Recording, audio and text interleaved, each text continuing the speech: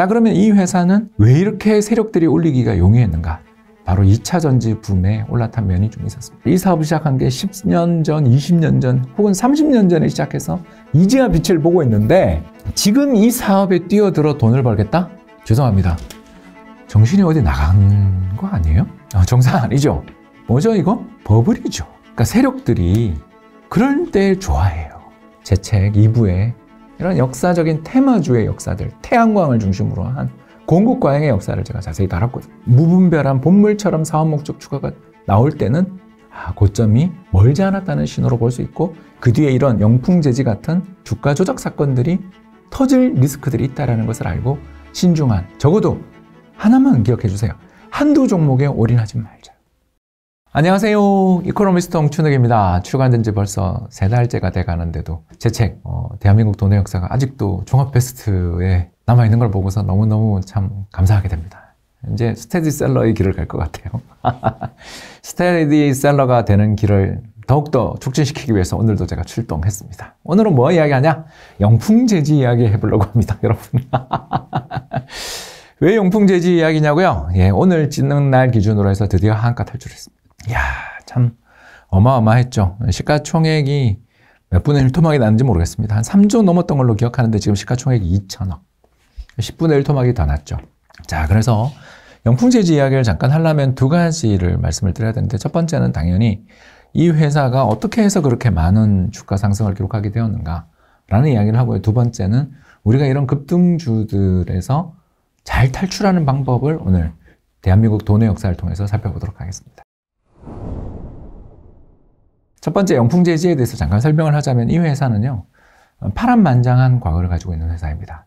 어떤 회사냐면 회장님께서 아들들, 성장한 아들, 장성한 아들들에게 주식을 증여하지 않고 사모님한테 증여를 하는 그런 일대 사건이 벌어진 회사였습니다. 그리고 이 사모님은 증여받은 주식을 사모펀드, 즉 소수의 투자자들로부터 거액의 자산을 투자받아서 운용하는, 그러니까 상대적으로 좀 자유롭게 운용이 가능한 펀드들이 사모펀드죠. 그런 사모펀드들의 특기가 바로 M&A입니다. 그래서 이 어떤 사모펀드에게 이 회사를 전액 매각했고요. 그리고 난 다음에 이제 사모펀드로 이 주식이 넘어간 다음에 사모펀드는 다시 이걸 대한금속이라는 회사에 또 매각하는, 그러니까 짧은 시간에 주인이 여러 번 바뀐 회사가 되겠습니다. 벌써 경계벨이 울리고 있죠.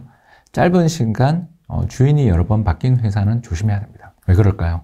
네, 그걸 산 사람이 이 회사에 대해서 어떤 생각을 가지고 사냐면 싸다, 이 회사 주가를 올리겠다라는 어떤 그런 동기를 가질 가능성이 높고, 이렇게 여러 번의 주식이 주인을 찾아 헤매는 과정에서 경영이 잘 될까요?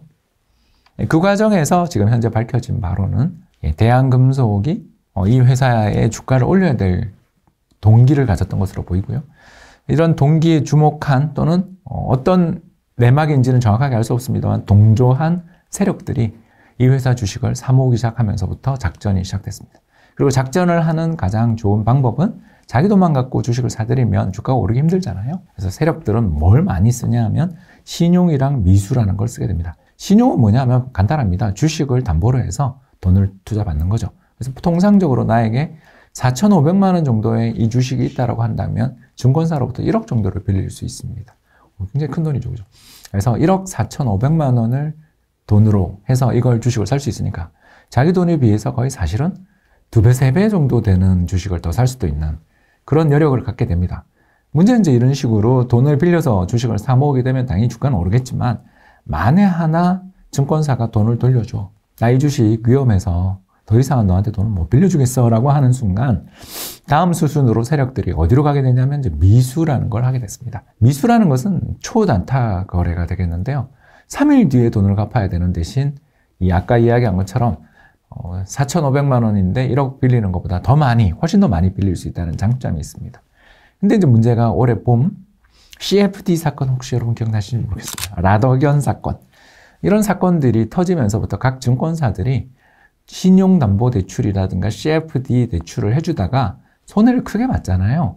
그런 큰 손실을 입게 되면서부터 점점 증권사들이 이렇게 이유 없이, 이유는 다음 두 번째 이야기에서 펼쳐집니다.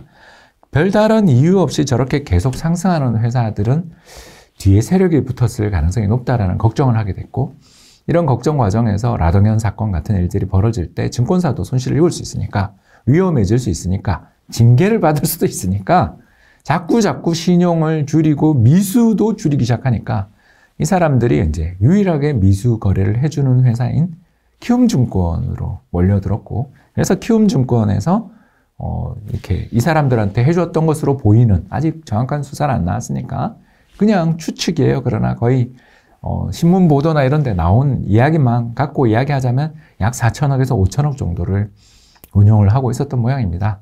그때 꼬리가 길면 밟히죠. 누구한테 꼬리를 잡혔냐면 검찰이 잡았습니다.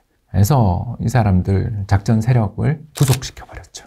그 뒤 이제 난리가 났습니다. 계속 이 주식을 사주는 사람들이 사라지고, 또 이 세력들이 검거가 됐다는 소문이 퍼지자마자 누구도 이 주식을 사려 들지 않겠죠. 게다가 미수라는 건 3일 이내에 제가 갚아야 된다 그랬죠.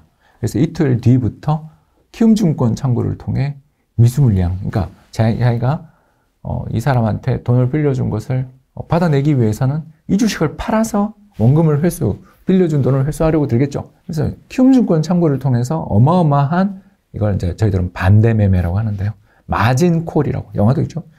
영어는 마진콜, 한국말은 반대매매를 당하면서부터 끝없는 폭락 사태가 벌어져서 3조가 넘던 시가총액이 2천억 밑으로까지 떨어지는 일대 대폭락 사건이 벌어져서, 바로 대한민국 돈의 역사가 개정판이 나온다면 실릴 사건이 출현을 했습니다. 이런 역사적인 사건이 벌어지는 걸 보면서 우리는 한 가지 교훈을 얻을 수 있습니다. 뭐다? 기업의 실적을 좀 살펴보셔야 되고, 그리고 단기간 내에 기업의 주인이 여러 번 바뀐 회사의 주가가 이상하게 오른다면 좀 조심할 필요가 있지 않냐, 이런 이야기들을 좀 드릴 수가 있었던 것 같아요. 자, 그런데 이제 두 번째 주제로 가자면, 자, 그러면 이 회사는 왜 이렇게 세력들이 올리기가 용이했는가? 바로 2차 전지 붐에 올라탄 면이 좀 있었습니다.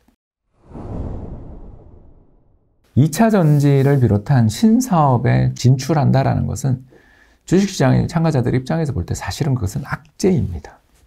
왜 그럴까요, 여러분? 간단합니다. 그 산업에는 이미 경쟁력을 어마어마하게 갖추고 있는 플레이어들이 있습니다. 에코프로라든가 포스코 퓨처엠이라든가 LG 에너지 솔루션 같은, 이름만 들어도 우리 다 아는 쟁쟁한 기라성 같은 기업들이 시장에 존재합니다.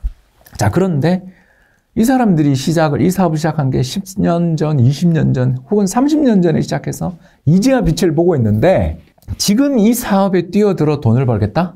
죄송합니다. 정신이 어디 나간 거 아니에요?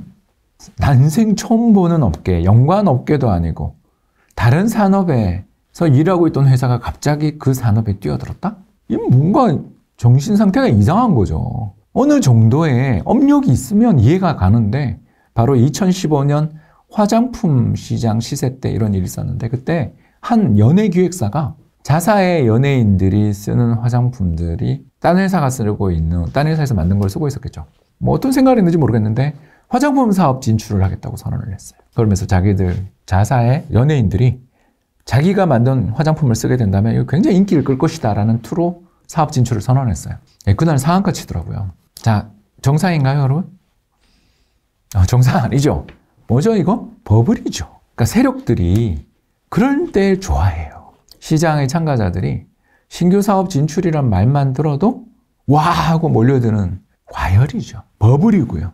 뭔가 비이성적인 과열이 존재하는 거죠. 그럴 때 세력들이 등장하죠. 우리도 해요. 그러면서 갑자기 막 오만 호재가 나옵니다. 공시를 막 합니다. 그러고 난 다음에 이렇게 영풍재지 사건처럼 실패하는 경우도 있겠지만 성공하는 경우도 많죠. 왜? 고점에서 거래량 터질 때 다 팔고 떠나버리면 그 마지막 꼭지를 잡은 개미들만 이제 그 다음부터 고난의 시기가 시작되는 거죠. 여러분, 이런 일들에 대해서 드디어 증거가 나왔습니다. 금융감독원이 이번에 아주 좋은 기사를 냈어요. 2021년부터 올해 6월까지, 그러니까 한 2년 6개월 정도죠. 2년 6개월에 걸쳐서 정관의 그 사업 목적이죠. 추가하거나 신규 사업 진출이죠. 이런 거. 그걸 한 회사가 얼마나 되는지 나왔는데요. 1047곳. 야, 정말 죄송합니다. 상장사 절반은, 그죠? 점점점. 너무한다. 그래서 이걸 투자를 했는데, 그래서 이 회사들 중에서 2차 전지, 가상화폐, 메타버스, 로봇, 신재생 에너지 아따 다양하네요. 이런 쪽으로 사업 목적을 변경했던 회사들을 전수조사를 해서 그중에서도 의미 있는 사업 목적 변경이라든가 이런 걸 한 회사가 또 그중에 233개를 전수조사를 했더니 2년 반이 지나도록 그중에 129개, 55%가 하겠다던 사업 관련 추진 내역이 전혀 없었어요. 특히 2차 전지 관련한 목적을 추구한 회사가 125개로 그렇게 많았다. 이제 제가 테마주에게 내 재산을 잃어버리지 않는 법 동영상 찍은 이유를 이제 아시겠죠? 간단합니다. 어떤 테마가 어떤 산업이 엄청 잘 나간다고 했는데 회사가 아무 연관이 없는 회사가 2차 전지 하겠어요? NFT 하겠어요? 신재생 에너지 하겠어요? 등등등등 사업 목적을 추구한 대로 끝나지 않고 사업 진출을 밝히고 사업 목적 변경까지 했다. 진지하게 하겠다라는 식으로 변경을 하는 회사가 본물 터지듯이 나오고 그 회사가 다 상한가를 치거나 주가가 오른다. 꼭지입니다. 꼭지 어둠에다. 왜? 두 가지 문제가 생긴다. 첫 번째, 버블이라는 게 제일 문제고요. 두 번째가 뭐죠? 실제 추진하면 그 산업이 같이 큰일 나겠죠. 안 그래요, 여러분? 갑자기 신사업 목적을 추구하는데 끝나지 않고 절반은 정말 투자한 거잖아요. 아니, 233개 중에 129개는 안 했지만 나머지 그러면 110개는 했잖아요. 이 사람들이 추가 투자를 하면 그 산업에 무슨 일이 생길까요? 공급 과잉이 생기겠죠. 그리고 공급 과잉이 생기면 가격이나 압박이 높아져요. 가격이나 압박이 높아지면 유통회사들 또는 기업들이 주문을 천천히 넣죠. 왜? 조금만 기다리면 가격이 더 떨어질 때. 그걸 저희들은 뭐라고 부르냐면 데스밸리, 죽음의 계곡을 가게 됩니다. 신사업 목적 추가해서 사업 투자하고서 시작을 하기 시작하면 물건이 나올 때 그때 어마어마한 적자를 기록하게 되죠. 그 데스밸리를 경험하게 될 때 금리가 상승한다든가 경기 여건이 조금만 안 좋아지면 연쇄적 도산까지도 벌어지게 됩니다. 왜 대한민국 돈의 역사 공부해야 되는지 아시겠어요? 제 책 2부에 이런 역사적인 테마주의 역사들, 태양광을 중심으로 한 공급 과잉의 역사를 제가 자세히 다뤘거든요. 여러분, 주식시장에 좀 돈을 넣고 싶다면, 투자를 하고 싶다면, 부동산에 투자를 하고 싶다면 제발 좀 한국 시장이 어떤 곳인지는 조금 알고 투자하자. 그리고 이런 식의 무분별한 본물처럼 사업 목적 추가가 나올 때는 고점이 멀지 않았다는 신호로 볼 수 있고 그 뒤에 이런 영풍재지 같은 주가 조작 사건들이 터질 리스크들이 있다는 것을 알고 신중한, 적어도 하나만 기억해 주세요. 한두 종목에 올인하지 말지. 그리고 수익이 났다면 제발 좀 차익 실현을 해서 저평가된 종목이나 자산을 사는 그런 지혜도 좀 가졌으면 좋겠다. 이거 하나로 팔자 고치겠다라는 생각만 버리셔도 자본시장에서 오링 당하는 일은 없다. 반대매매 당하는 일은 없다. 이 말씀 드리겠습니다. 지금까지 경청해 주셔서 대단히 감사합니다.